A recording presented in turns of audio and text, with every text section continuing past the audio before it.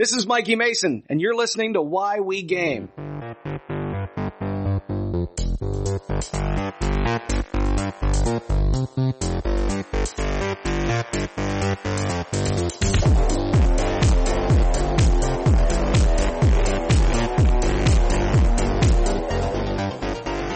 I'm Brodor, and this is Why We Game. My guest today is Tim Spakowski, which remarkably I said correctly on the first try, and accurately guessed that you were a Pole. That's right.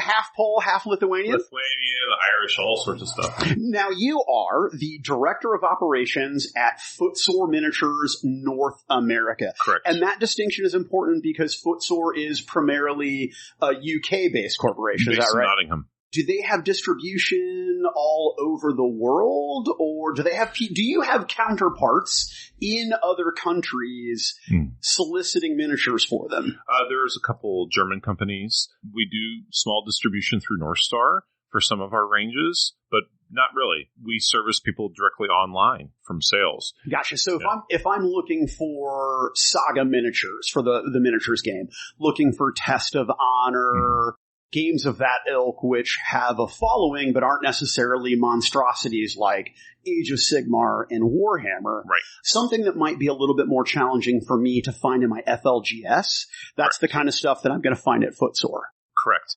Now, pre-COVID, I was starting to move towards selling to U.S. retailers.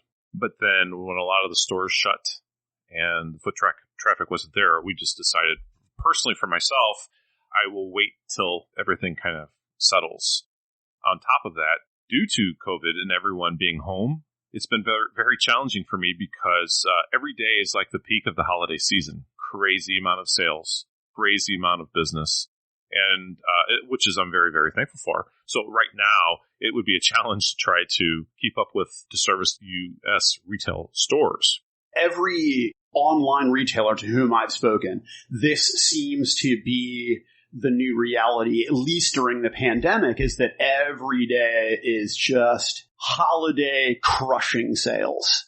Correct. And the challenge has been actually getting boxes to pack orders. Actually just getting corrugated board? Just getting corrugated board. Wow. It's been crazy. Some of my distributors boxes were out, so I was driving around local Office Depot, Office Max, whatever, just to find boxes so I can send shipments out. Now, see, here's what I'm going to suggest to you. You have many, many local game stores here, like Fantasy Shop, Miniature Market, etc. I know people who throw away, not just recycle, throw away tons and tons and tons of cardboard, Tim. Just call Stu at Miniature Market. Okay. Tell him you're STU, Stu Steingruby. Tell him you're a buddy of mine and that you need cardboard for your boxes. Yeah, dude, they'll take care of you. Okay. We would throw away more cardboard at Miniature Market than I care to even admit. From a logistic perspective, we were planning for COVID. We were planning not planning for it, but we were planning, from a logistic perspective, what supplies do we have that we rely on someone else to bring in so that I can continue to produce miniatures, produce and sell? I pretty much had a good thumb on supplies, packing supplies, tape and all that stuff, but all of a sudden finding tape was getting hard to do. When I'd see it at the stores, I couldn't get it online. When I go to stores, I would buy them at the cases. I literally would pull them off the top of the shelves just to have tape. And I thought I had to thumb on boxes. Well, the other thing that I do, besides Footsore North America, is I have a store called Geek Gaming USA. Geek Gaming is otherwise known as Luke's APS Terrain Products. I am the U.S. Oh, that's all the great scenic stuff that's on your website. Yes. Yeah, I was strolling through that over my morning coffee, looking at some of the crystals and things, and I was like, well, now there is some absolutely unique gaming material that I had never considered. And it's crazy, the amount of boxes that I ship out from here. It's a great product. I'm a gamer first. And really, that's the hook of my show, right? Is that everyone that I speak to, that I try to speak to, is in some way a gamer who has taken the hobby to the next level, for example. So let's get into you. So you're 47. Correct. You're Caucasian. Unlike most of us, you are not doughy. You are in fantastic shape. I assume that physical discipline was something that you learned in the military. Well, I was a contractor. I was actually not in the military. So you were a contractor. Yeah. So you basically were military peripheral with benefits and a kick-ass salary.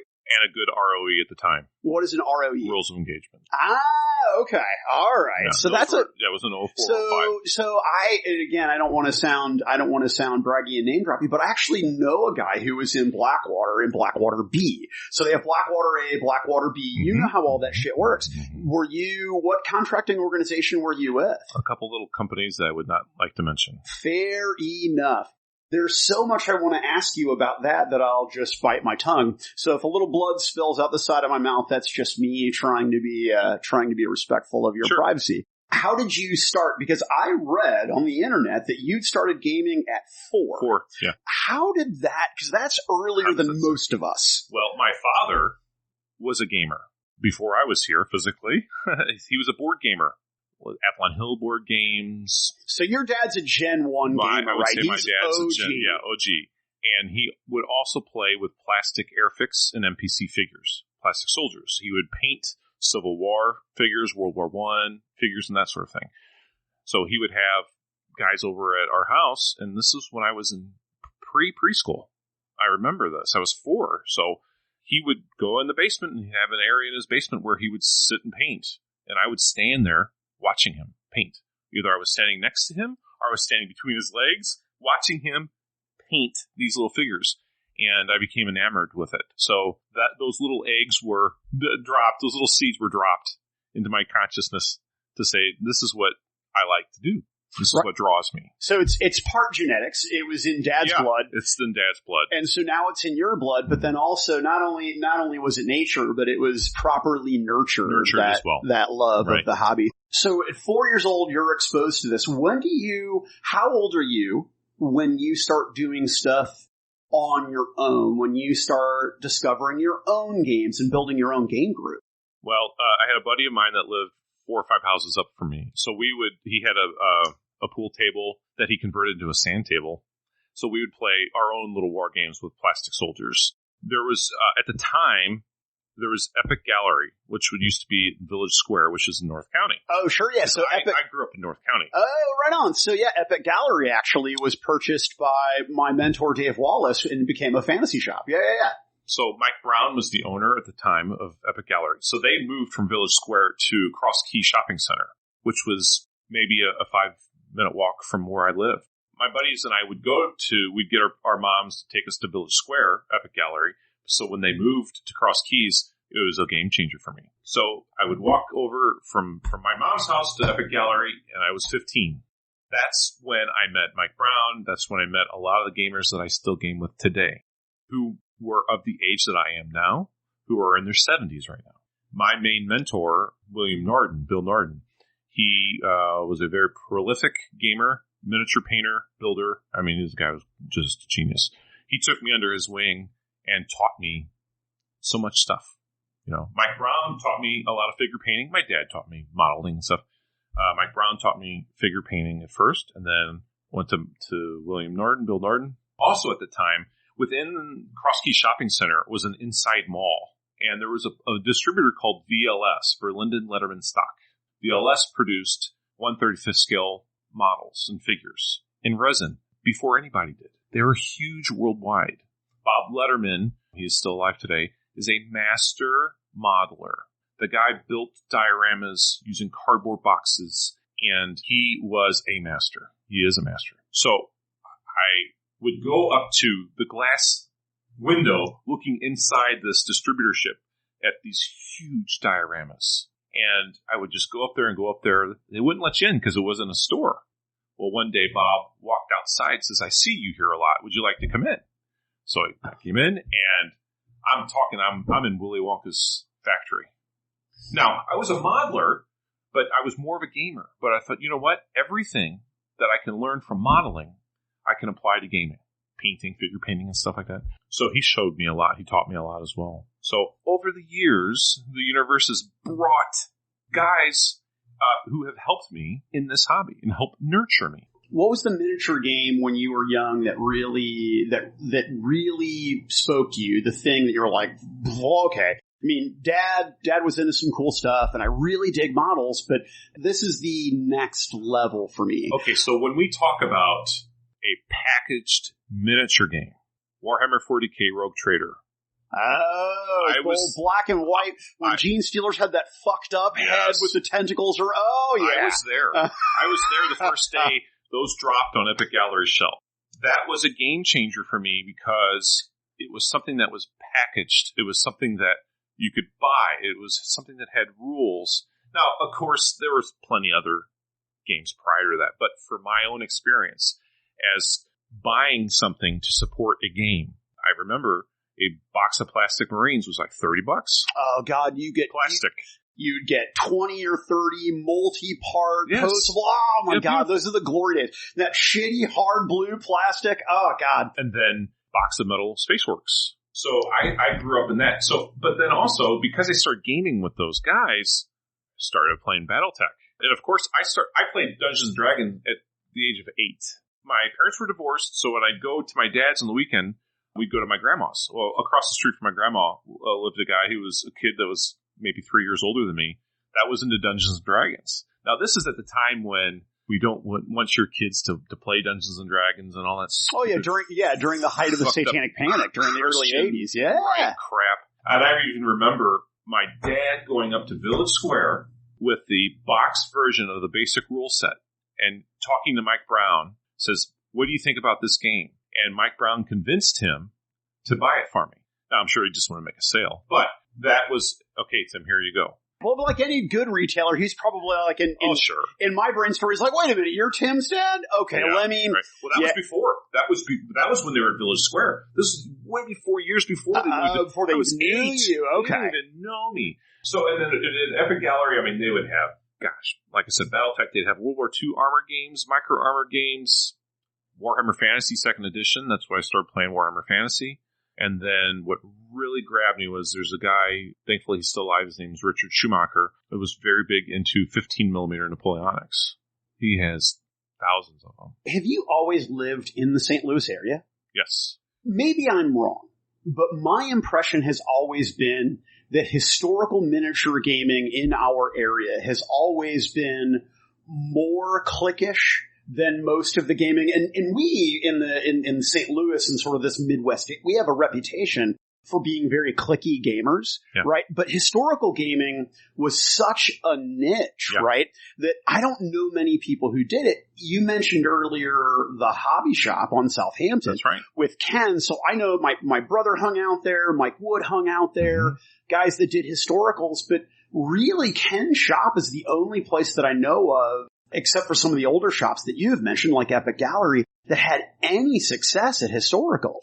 To learn that there was someone distributing historical miniatures basically in my backyard for a UK company was really interesting to me. Because one, they're not as popular, but two, the British, the English, people from the United Kingdom, they're just better gamers than we are. And that's something that we were talking about prior to the recording. You said something interesting to me that they're better than us because they invented it. They started with it. Well, I do my best to stay out of politics and drama of the business. Believe me, I've seen enough of it. But I have seen guys, Brits over there, say that they're the ones that invented miniature gaming. And I'll give them that. And we do the same thing that we do with everything in America. We took your idea and we made it better. Yeah, and that's just, we do it with pasta, we do it with pizza, we do it with role-playing games. But wait a minute, those are ours. Jazz is ours, comics are ours, role-playing games are ours. So yeah, we just take your thing and do it better. How did you get started? Because you were working for Knuckle Duster Miniatures, right? See, that's the funniest thing. I did my first Kickstarter about 4.5 years ago. And Forrest is the owner of Knuckle Duster, was talking to him about being my first caster to get my molds made and stuff. And I told him, Forrest, at the time, he was not on Facebook. So if I can, Tim, I'm going to take a couple steps back for some clarity. Sure. So your first Kickstarter was for? So my very first Kickstarter was for 28mm scale Contractor Benghazi. Okay, and these are the modern warfare miniatures that you're going to see on the Footsore. Right. Okay, so you contracted a sculptor to make those based on your knowledge and experience as a contract. Based off, that, but most importantly, they're based off the heroes of the Libya issue with 13 hours. Oh, wow. Okay. Yes. Wow. See, I did not make that connection. Yeah, that's right. So, Contractor Benghazi. So, your first Kickstarter, you reach out to, what was his name again from? Well, Forrest Harris, I believe is his last name. I'm sorry, Forrest, it's been a long day. So Forrest, Knuckle Duster, which is in Illinois, and I talked to him about. Is he really? Yeah. All right, well, I want to. 3-hour drive from here. I will drive 3 hours to talk to him. He's a great guy. He's just a really good guy. I told him, hey, you're not on Facebook. You need to get on Facebook. Well, that day, I guess he made the decision to get on Facebook, and I guess he tagged me as I worked for Knuckle Duster, and he's always kept that tag. I don't know why. I've never worked for Knuckle Duster. I mean, I wouldn't mind, of course. I have nothing wrong with the guy, but I've never worked with him. Oh, that's funny. That is funny. But so I'm a gamer first, and what I always look for holes that need to be filled for gaming. And I try to make things that I, as a gamer, want, that I just cannot buy. That's how my lines expanded. I contacted Benghazi, and then I started other things, and I saw that, okay, there's no, the conflict in Ukraine was occurring. There's no miniatures for it. Let's get them made. That sort of thing. My pipe dream is this. You have, in the St. Louis area, we have all of the fixings for our own game company, right? Yes. It's a pretty remarkable thing between game writers, designers, distributors, sculptors, people with distribution experience, people with retail, and, just carnival barking experience. But here's what I want to do. I want a miniatures company that just trolls. And when I say troll, I mean like at the back of my boat, pulling my lure behind me, fishing trolling. I don't mean like some fucking asshole on the internet starting shit because they're a petty, small piece of garbage. Mm-hmm. I want to find things like Free League's, their Twilight 2000 Kickstarter, right? Exactly. And you have some remarkably good modern miniatures. If I only had someone who could sculpt and produce and distribute miniatures that look like they were, people who fought in the European theater during the 2000s for that miniatures game in a slightly larger scale, maybe a 32 mil, just a little bigger, a little chunkier, a little easier to paint. That's kind of a direction that I want to go. You better go fast because it's just somebody may take that from you. No, it's true. And by the time in Bosnia, the 90s. Oh, 95. God, that would be brutal. Especially if you did it with sort of a bit of a Ken Hite Cthulhu. If you added some devil worship or otherworldly shit into your Bosnia, that'd be great. The other thing that I'm working on, I have the Geek Gaming USA. Now I'm also selling Geek Villain gaming mats that are fleece mats. Getting ready to put up a whole U.S. store for that. That's fantastic. If I can make one recommendation, those cats need to cut those in half. They need to make a 3x3 and a 4x4 size available. And they did, but they weren't selling for some reason. I don't know why. I don't know why. There's a ton of competition for that stuff out there. Frontline Gaming does amazing mats, good quality, and a variety of sizes with solid art. I know. Not that I want to plug somebody else. No, I get it. They used to, but apparently it was easier for them to manufacture the 6x4 oversized. I don't know why. I mean, I have my ideas of why, but that's okay. I can't really discuss it. Sure. So between that and then also we're working on our own set of modern rules as we speak. So that's public knowledge. Ah, okay. I cannot go into that at all because of the trolls that you mentioned. Oh, I grok. So, all right, well, we won't get into it too much then. But for Modern Warfare, is this going to be like a scenario-based game where it is based in actual history? Am I writing my own stuff? Is it point-based? Yeah. Okay, fair enough. Yeah, fair enough. I will move on. What is volume like for you? Because I know with a lot of online distributors, as you were saying, sales have been remarkable as of late. But being in the historical niche, what are sales volumes like during the normal season, right? It's enough for one person to do a 40-hour-a-week gig, it sounds like. So I mean, I have friends that come over and help me pack orders, if that answers your question. It does. It does. So, I mean, are you guys looking, is expansion necessary? That is my goal. And I could expand currently right now. But the issue with a lot of people due to COVID and stuff, we haven't really, I'm kind of waiting for things to settle to move, to make that next step to actually get somebody in here full time, to help. But yeah, I have my goals. I have my plans. Ian, you're very correct in what you're saying about this area. We are very central, which is very attractive because we're central in the United States, so we can distribute really easy. But we have a lot of talent here, and why cannot our area be the next Nottingham? You know, the Nottingham area in England, there was an article, I think that was put out about 1.5 years, 2 years ago, talking about, they compared it to Silicon Valley with the amount of money that is made and the amount of gaming material that's made in Nottingham, England. It's crazy. Games Workshop, Warlord, Sursa is close to there, Footsore. All these other companies are all in Nottingham. Silicon Valley of gaming. Why can't we have it here?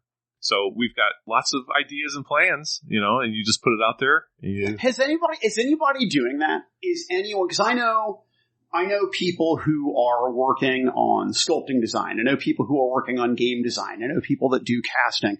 But all of those people know one another peripherally. I don't know, with the exception of one group, I don't know anybody here locally that is trying to do exactly that dream, to try to make sort of the St. Louis, Missouri area. Well, I mean, that's what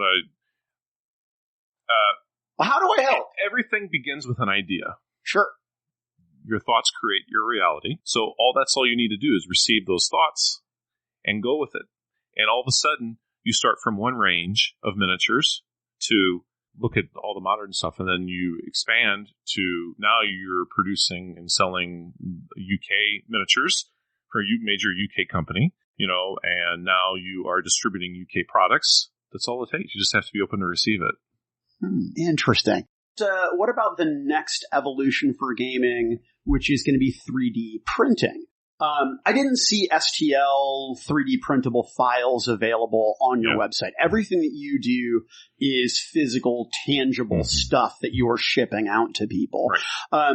Do you do any sort of 3D printing as a fan?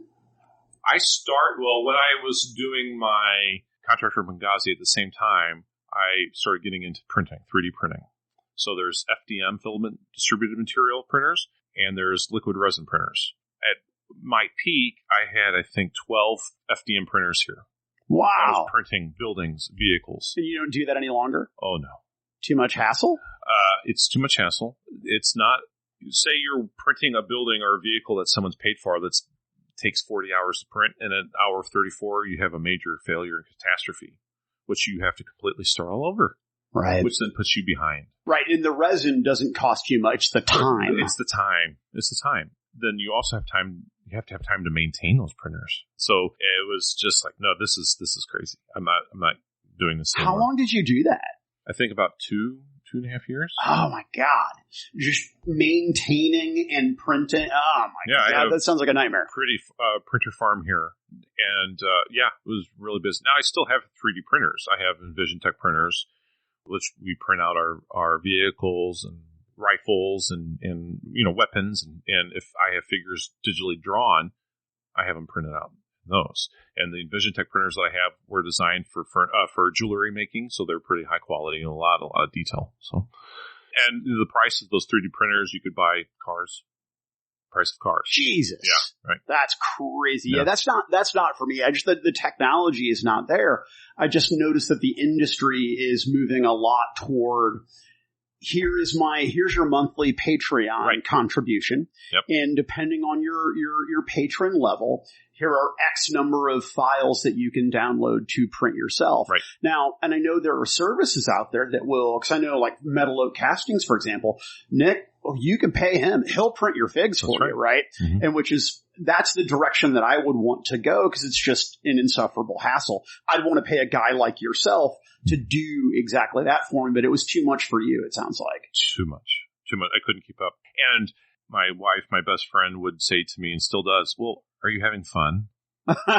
So that was my reality check. And I was like, I wasn't having fun. Your wife is beautiful, and she lets you... And she's smart as hell. What? So how did that... is she a gamer? No. So she just realizes that really, this is all I do. I'm not into sports. I don't drink. I have a glass of wine occasionally. This is all I do. So when I first met her and introduced her to this stuff, I told her, I says, listen, this isn't going to change. This is me. This is how I've been since I was a little kid. So she embraced it and just understood. So yeah, I'm very, very, very lucky. Have you ever fallen out of love with the hobby? Have you ever gone through a phase where you're like, I don't know if this is for me anymore? Have you ever faltered? From the business perspective, yes, because there are a lot of unhappy men in gaming, and they bring their unhappiness to the internet, and will do whatever they can to ruin your day or, just troll you or whatever. I was not prepared for that. And I was, what is this for? Why am I doing this? This is the most ridiculous thing. Some person who is definitely a keyboard commando is trying to ruin my business based on comments that he thinks or whatever. And so I was, many times, I would say, what the hell am I doing this for? I don't need to do this. I don't need the money. I don't need to do this. However, there's a part of me that still is the drive inside. And that's what keeps me going. And it's different now. It took a while to establish, I guess, an identity online as far as you are Tim Spakowski and selling these miniatures. You're not here to take people's money and run away. You're here to provide something. So it took a long time for that to really click. Did that come primarily from Kickstarter and Kickstarter concerns, or was that just customer service complaints based on the website? What happened was I got into a genre that other companies felt that they owned. And on top of that, I'm a Yank. Oh, sure. And in the genre, which I own, how dare you? And so the fanboys just came.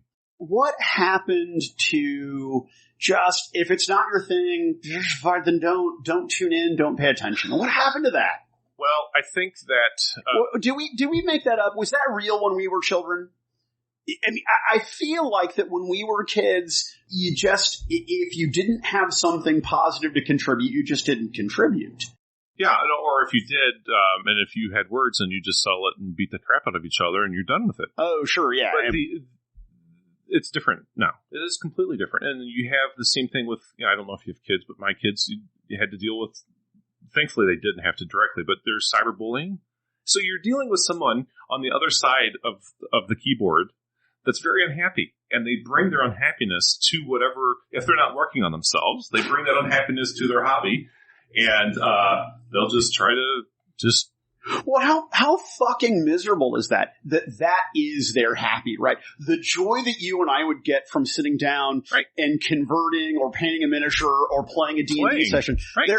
That's the joy that they get from shitting on other people anonymously on the internet. Yeah. I'm not saying that we should put people in camps. That's not appropriate. Right. But what I'm saying is that there's a sort of intervention that we need to have as a society. I have seen definitely over the years the increase of people, I think, that's on the spectrum. Oh, sure. And especially I've seen with the whole COVID stuff, a lot of people who are that unhappiness, those issues in their life are coming up even more. Thankfully, I haven't had to deal with it. I have just completely distanced myself from that. And thankfully, because of the support of the communities, because of, I guess, my reputation, I've risen to the top. But I do see, I'm very active on the Facebook groups, and I do see people just trouncing other people, hating. So the best thing to do is don't feed the trolls, and the best thing to do is to keep a distance from them. That's all you can do. And then just go back to the main reason why you got into this to begin with. For me, is to, as I've gotten older, I realized that my job is to help mentor people and hopefully inspire them in the hobby so that they can actually play with something and have some fun, that they bring either in their house or their game store to help make their life better. That's it. That's all this is. We're only playing with toy soldiers. I stay away from all the tournaments, the power cock gamers, I call them. Alpha. I look at them like, you have no idea. You have no idea. But you're bringing this alpha maleness and cock to the games. So I completely distance myself from that. All I want to do is provide something that changes that person's day. Because people love getting mail. They love getting boxes. Yeah, it's like Christmas, man. It's like Christmas. Yeah. And in this hobby, especially now, it's Christmas Day every day. I just ordered some conversion bits the other day from your mother country. Oh, cool. Yeah, from, is it Kromlock? Yeah. I ordered some stuff from Kromlock, which is, they have great bits. Yeah, I was looking at, I thought this must be Cybor stuff in front of me, not Kromlock, but yeah. Cybor, what is that? That's I believe they're Polish, and they make all different kinds of terrain. Oh, that looks like it may have come on a hex style base for goddamn, what's it called? That's a scribber, right? Yeah. Now, is that stuff that we're looking on the table, is that for work, or is this for your own personal? Well, it's a mix. This is personal. This is work. These are bodies that are going to be sent to, dollies that are sent to my sculptor in Greece to create more miniatures for. So you have a Greek sculptor. Yeah. Why someone overseas? Relationships. It's just like anything, just right? Like anything. You just have to, whenever you're working with somebody, you have to be able to rely on them. They have to be able to produce and do what they say. Which is difficult with artists.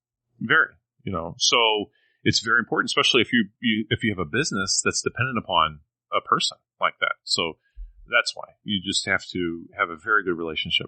I tried to tell people when I was working retail in the comic and game industry that if you look at comic books in particular, it's not, and don't get me wrong, I'm not denigrating the quality of work, but the quality of work is secondary to the ability to show up and get work done on time. I worked at a comic book store for 5 years. Did you really? Which one? Bugs Comics and Games. Oh, did you really? Wow, man, there's a lot in common. So, did you dig it? Oh, I loved it. Yeah, and I talk with Larry, and we're in the process of starting something new as well. So. Wow, that's kick-ass, man. That's really, really cool. How did you make the transition from military contractor to game distributor?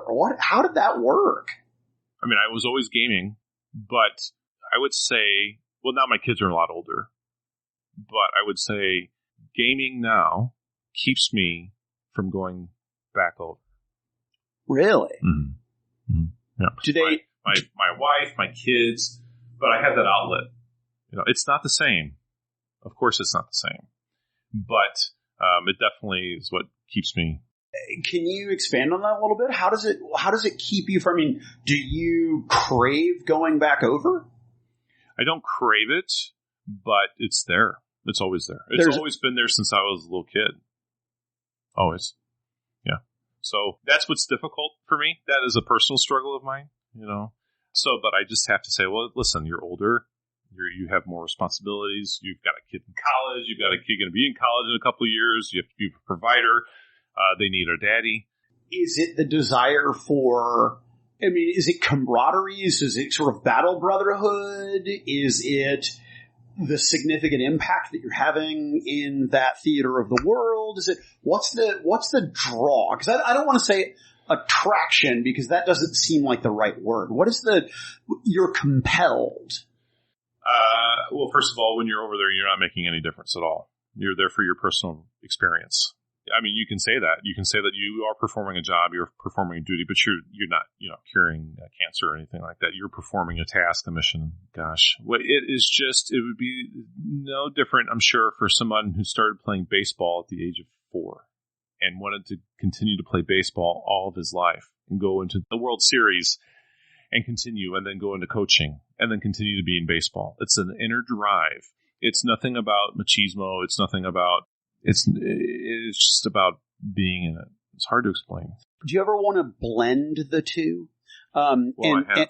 So you're taking your gaming, your modern gaming, sure, and you create, you do training with that? So, because that's fascinating. So I mentioned Bill Norton. Mm-hmm. So Bill was a person who was in the military and was very highly connected in 3-letter agencies and opened up a lot of doors for me. And he's one of the main reasons that helped me get over to Iraq. We had our own company called Command Operations Center, where we built a city in 1/300 scale of Bosnia, and we would travel to different military bases and do training, teach sergeants, other officers, as well as regular privates and stuff like that on the table. Then we would go out. If, say, there was a firefight occurring on the game board, we would leave and go into an area and immediately do kinetics using either paintball, munitions mostly, or airsoft. So then that led to opening up doors where I worked with a lot of SWAT companies, or a lot of SWAT teams here in this area. I've worked with a lot of police departments in this area. I've worked with a lot of police departments in the United States. Then that opened doors for me to working for a company that sold tactical gear, and then opened up doors for me to work for a company that does tactical training. So I've done the gamut. So I'm sorry, I No. I was just fascinated. So yes, we did do that. Yes, fascinated by the concept of simulationist gaming being used as a training tool for Spec Ops. Right. That's really fucking cool. Yeah. That's really cool. Gaming as a profession at that level. Because I remember when I was younger and my brother was affiliated with his game company, Battleground, there was talk of that. But the game that they did was World War II. It was not a modern game. So now I want to take this concept to the next level because I'm spastic. And I want to do some sort of fictional 28 millimeter QAnon militia rebellion, right? Where it's American citizens versus, sort of UN military tyrants. But I'm just saying that, I want to have that crazy sort of gaming, but I would want to add a fantastical element to it, right? And then that's what we did. And like I said, I've done a lot of force-on-force training here in this area, as well as different parts of the United States. Worked with St. Louis City, St. Peters, St. Louis. I know that you've got a lot of irons in the fire, right? You've got a lot of stuff going on with your company in terms of what you're shipping, but you've sort of speculated, kind of hinted at some expansion ideas. Do you have anything that you can talk about? Like, hey, this is definitely the next step that we're going to take the company. With us writing the rules right now, is definitely the next step. That is the current step. And now, is that something that you're going to do a Kickstarter for, I presume? That hasn't been decided. I'm working with a team over in the UK, and I had a meeting today at 4 a.m. our time. And discussing that. But that is definitely, I've got that going on. And then we were working on a French Indian War Kickstarter right now.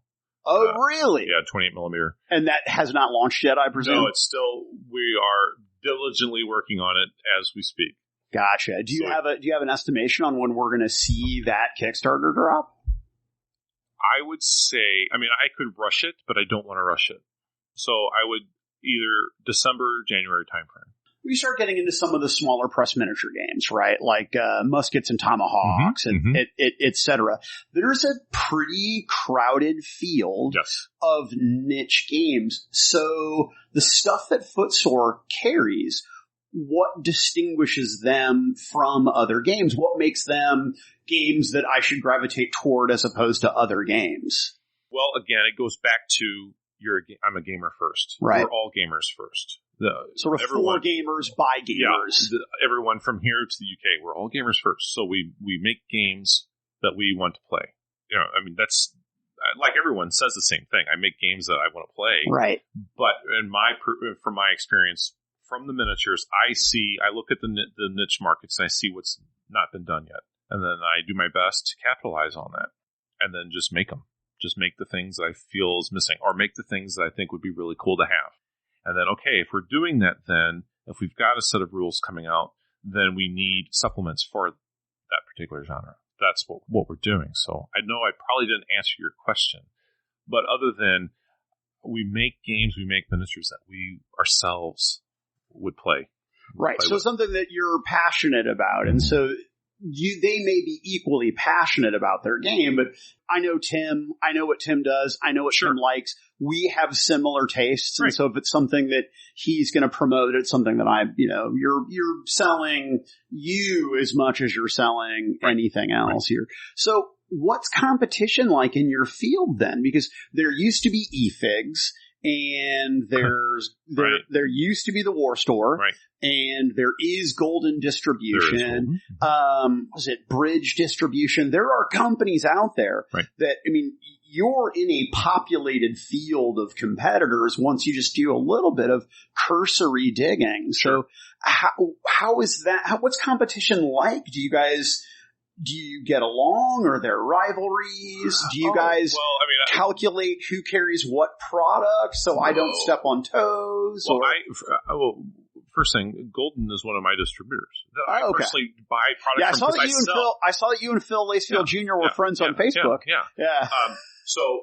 Because I sell other products other than, different products that Footsore makes. I sell paints and miniatures and Gale Force 9, all sorts of different stuff. But I don't sell to distributors.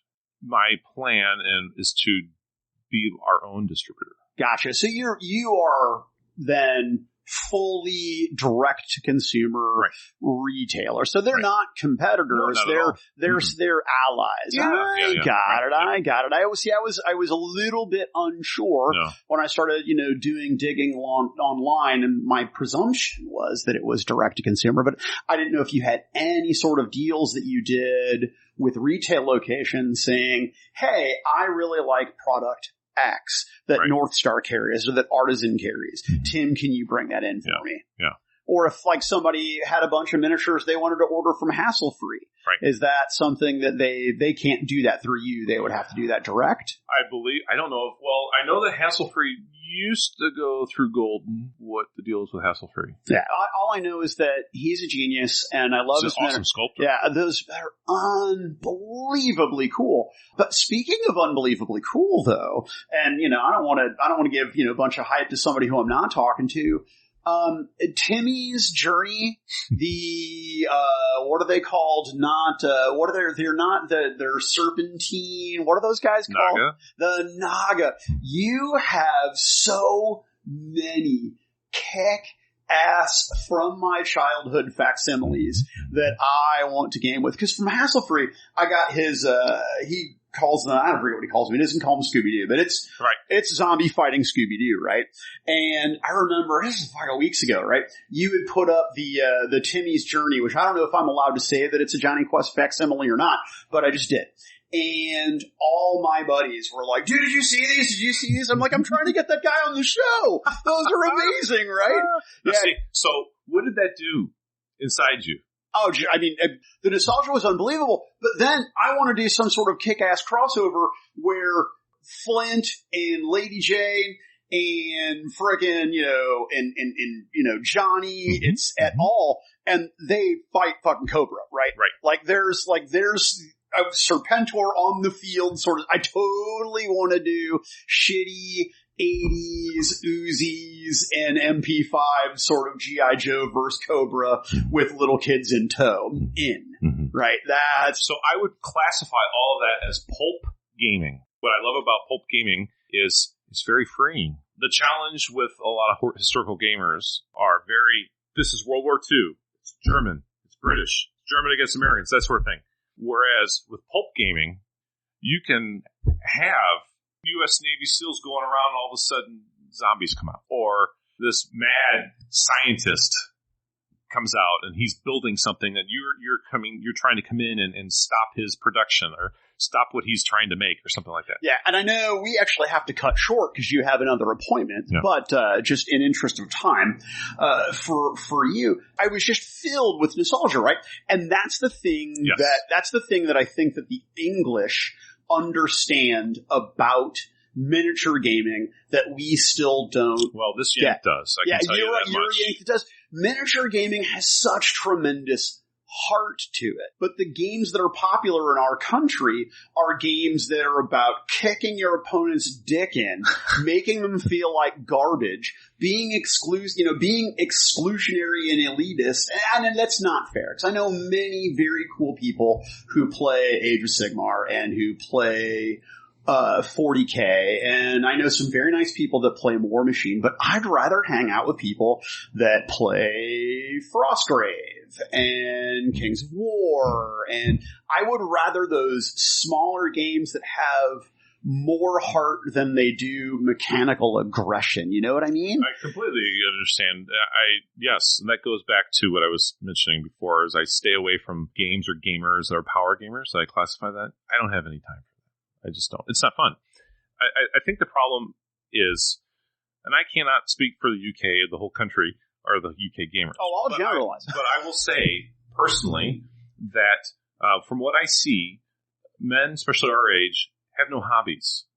I remember asking a friend of mine, a neighbor. He was moving in. I asked his friend, "Hey, what do you guys do for fun?" And he pointed to a beer bottle and sports. That was his thing. That's it. Drinking was my hobby. That's what he said.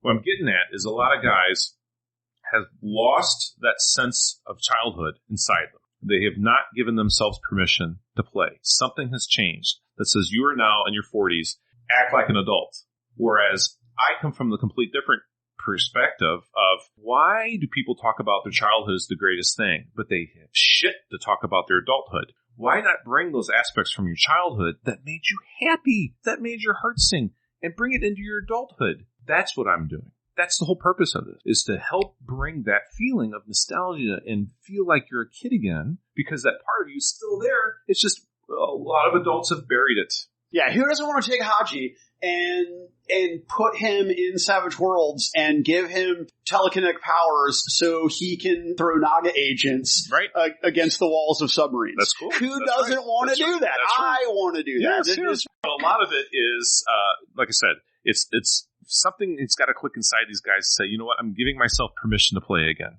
I remember having this conversation with this older guy, and he was a gamer, and I says, "Listen, you're playing with toy soldiers." He says, "No, I'm not.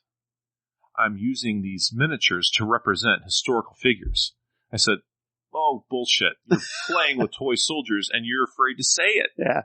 Because he was a biker, and, bikers got to be real tough, and for the love of Christ. So that's it in a nutshell. If I haven't done anything else, if I stop today making stuff, that was my whole goal, is to help, inspire that person to open that that part of themselves up again and go, "Oh my God, you know what? I can be a kid again." Yes, I'm in a bigger body, and I have, hopefully, you have a bigger allowance than you did when you were 12, and you can afford to get really cool toys now, because that's what these are.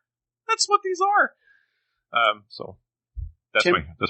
Tim, if people want to find you online, and I encourage that they do, especially for Timmy's journey and all of the Naga agents and the quote-unquote fighters, I think you should absolutely check out. But Tim, where do we find your website, sir?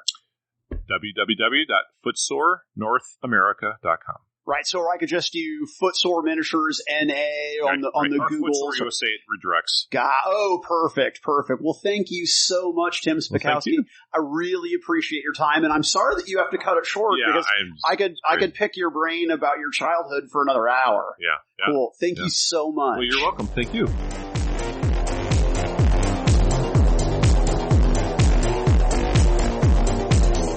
Why We Game is a production of the Influence Foundation. All rights reserved. Audio editing by Brodor. Music by Owen Godwin.